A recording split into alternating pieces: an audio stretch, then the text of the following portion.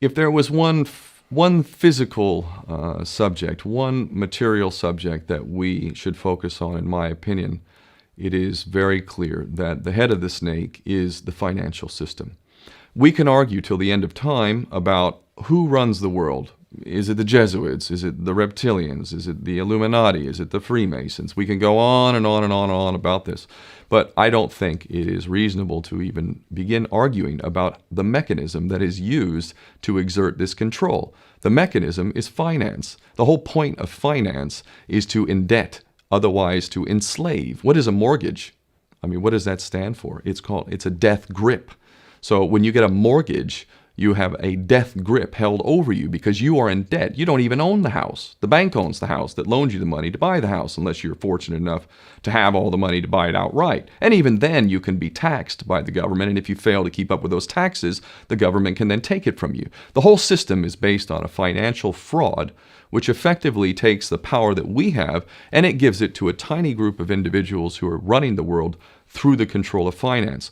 With the infinite supply of money that we have allowed them to take, they have literally an infinite supply of money, and with that money, and from their psychopathic point of view, they have bought everything and everyone who can be bought.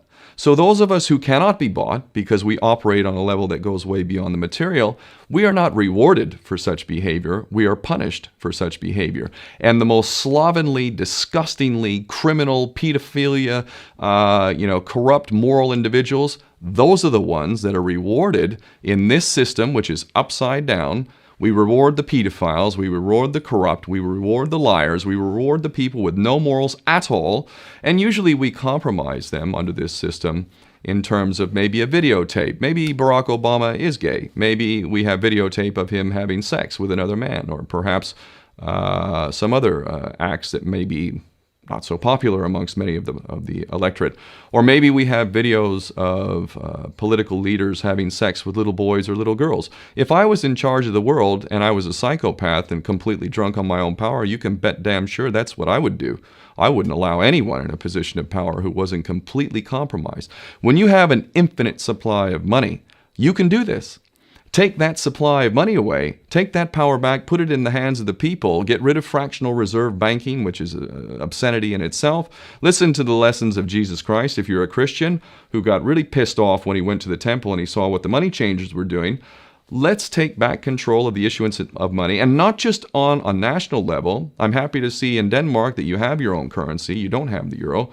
But on every country's level, they should be issuing their own currency in a transparent, non-usury based way in which it really, truly benefits the people. And in that way, we can literally free ourselves of the banking debt which is drowning us all, and we can stop scrambling for the crumbs from the table of these filthy rich psychopaths and live in a state of abundance just by changing this one thing. And I'm not just talking about abundance for Western nations who have an artificially inflated value with their currencies. We all in the West are guilty of having that reward while the rest of the world is sucking on it.